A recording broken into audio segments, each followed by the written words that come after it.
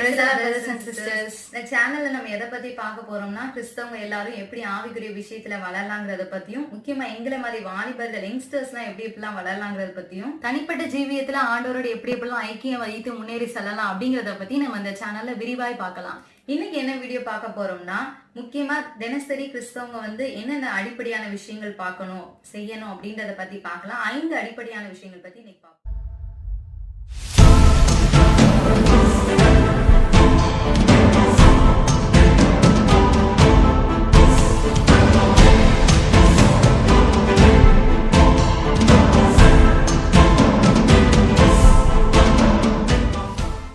அப்படின்னா எல்லா கிறிஸ்தவங்களுக்கும் தெரிஞ்ச ஒரு விஷயம் தான் வேதத்தை படிக்கிறது.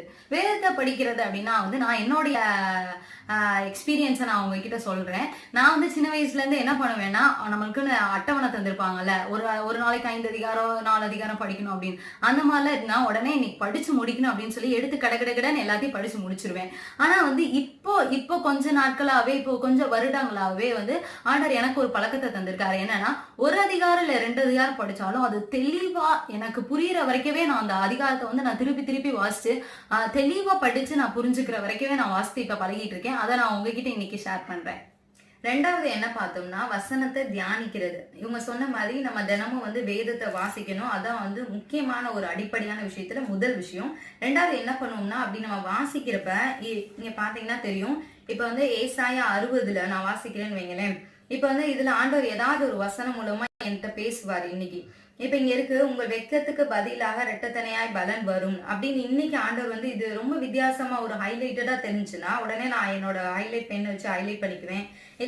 இவன் ஹைலைட் பென் வச்சு ஹைலைட் பண்ணிக்குவா. இது இவளுடைய பழக்கம். என்னுடைய பழக்கம் என்னன்னா, இந்த மாதிரி என்னுடைய டைரியில டேட் போட்டு இந்த மாதிரி இந்த வசனத்தை எழுதி வச்சுக்குவேன். இது எதுக்குன்னா, நம்ம பின்னாடி நம்ம என்னைக்காச்சும் நம்ம ஆண்டவர் என்ன பேசினாரு அப்படின்னு நம்ம பாக்குறதுக்கு யூஸ்ஃபுல்லா இருக்கும். அதுக்காக எழுதிக்கலாம். இல்லாட்டினா என்ன பண்ணலாம்னா, இந்த மாதிரி ஸ்டிக்கர்ஸ்ல கூட நீங்க எழுதி வச்சுக்கலாம். எழுதி நீங்க அன்னைக்கு பாக்குற இடம் ஃபுல்லா எந்த இடத்துல நீங்க அடிக்கடி பாப்பீங்களோ அந்த இடத்துல கூட நீங்க ஒட்டி வச்சுக்கலாம். அப்படிங்கிறப்ப ஒரு நாள் 24 மணி நேரம் அந்த வசனத்தை நம்ம பாக்குறப்ப அது இருதயத்தின் ஆழத்துக்குள்ள அதிகமா போயிடும். அது பேர் தான் வேதத்தை தியானிக்கிறதுங்கிறது. இந்த மாடு அசை போடும் பாத்தீங்களா, அப்படியே வாய்க்குள்ளே வச்சு மென்னிட்டே இருக்க மாதிரி, அந்த மாதிரி நம்ம வசனத்தை அப்படியே அந்த நாள் முழுவதும் நம்ம நினைச்சு அப்படியே இருதயத்துக்குள்ள கொண்டு போகணும். இன்னொரு எக்ஸாம்பிள் என்ன சொல்லலாம்னா, நம்ம எல்லாருமே பூமர் சாப்பிட்டுருப்போம். அப்ப பூமர் என்ன செய்வோம்னா, அப்படியே வாயில போட்டதுமே துப்பிட மாட்டோம். அந்த ஸ்வீட்னஸ் இறங்குற வரைக்கும் நம்ம சாப்பிட்டுட்டு அதுக்கடுத்துதான் அதை இது பண்ணுவோம். அந்த மாதிரிதான் நம்ம ஒரு வசனத்தை எடுத்தோம்னா, அந்த வசனம் நம்ம இருதயத்துக்குள்ள போற வரைக்கும் நம்ம அதை தியானிக்கணும். இதான் 2வது பாயிண்ட். மூன்றாவதாக நம்ம எதை பத்தி பார்க்க போறோம்னா, ஜெபம் பண்றது. ஜெபம் பண்றது அப்படின்னா முக்கியமா தனிப்பட்ட ஜெபத்தை நான் பத்தி பேசுறேன். குடும்ப ஜெபம், 4-5 பேர் சேர்ந்து உட்காந்து ஒரு காலேஜ்ல ஸ்கூல்ல இந்த மாதிரி பிரேயர்ஸ்ல இந்த மாதிரி அந்த மாதிரி எல்லாரும் சேர்ந்து உட்கார்ந்து இல்ல, தனிப்பட்ட ஜெபம், தனியா நம்ம ஆண்டவரோட போய் தனியா உட்காந்து ஜெபிக்கிறது. அது நம்ம முக்கியமா கிறிஸ்தவர்கள் செய்ய வேண்டிய முக்கியமான விஷயம். ஏன்னா தனி ஜெபத்துலதான் நம்மளுடைய இருதயத்துல என்ன இருக்குன்றத ஆண்டவர்கிட்ட ஊற்ற முடியும். ஆண்டவரும் என்ன சொல்றாரு, நம்மளுடைய பர்சனல் வாழ்க்கையில ஆண்டவர் என்ன சொல்றாரு அப்படிங்கறத ஆண்டவர் என்ன அதையும் நம்ம கேட்டு தெரிஞ்சுக்கலாம். தனி ஜெபத்துலதான் அந்த மாதிரி காரியத்துலதான் நம்ம ஆண்டவர் என்ன பேசுறாரு, நம்ம ஆண்டவர்கிட்ட என்னென்ன விஷயத்த சொல்லலாம் அப்படிங்கறத பாத்துக்கலாம். 4வது என்ன விஷயம்னா, வருட வாக்குத்தத்தங்களை நம்ம தினமே நினைக்கிறோம். இந்த காரை பார்த்தாலுமே நமக்கு தெரியும், நம்ம ஜனவரி 1ஆம் தேதி ரொம்ப ஆர்வமா போய் சர்ச்சில் போய் வாங்குவோம். ஆனா அதுக்கு அடுத்து அப்படியே போக போக அந்த வருட வாக்குத்தத்தன்றதே நம்ம மறந்துடுவோம். ஆனா இது கண்டிப்பா அப்படி செய்யக்கூடாது. தினமுமே இந்த கார்டை நம்ம எடுத்து இந்த வசனத்தை நம்ம பார்க்கணும். ஏன்னா இது இந்த வருஷத்துக்கான ஆண்டவர் நமக்கு தந்த ஒரு சொத்து மாதிரி நம்ம வச்சுக்கலாம். இது கண்டிப்பா இந்த வருஷம் டிசம்பருக்குள்ள நம்ம ஆண்டவர்கிட்ட கேட்டு நம்ம பெற்றுக்கொள்ளணும். இது எங்க சபையில இந்த வருஷம் கொடுத்த வாக்குத்தத்தம். இது பாத்தீங்கன்னா எனக்கு கொடுத்த வாக்குத்தத்தம். சோ நம்ம தினமுமே இதை நம்ம அறிக்கை பண்ணி ஜெபம் பண்ணணும். உங்களுக்கு இது மறக்கிற மாதிரி அப்படி தெரிஞ்சுன்னா, நீங்க அப்பதையே சொன்ன மாதிரிதான் ஏதாவது நீங்க பாக்குற ஒரு இடத்துல இல்ல தினமும் நம்ம எழுதுற டைரியில இந்த மாதிரி இடத்துல நம்ம நோட் பண்ணி வச்சுக்கிட்டோம்னா நம்ம தினமே இதை பார்க்கலாம். இந்த வீடியோ பார்த்துட்டு இருக்கவங்க, நீங்க உங்களுடைய இந்த வருட வாக்குத்தத்தம் உங்களுக்கு ஞாபகம் இருந்துச்சுன்னா கீழே கமெண்ட் செக்ஷன்ல கமெண்ட் பண்ணுங்க.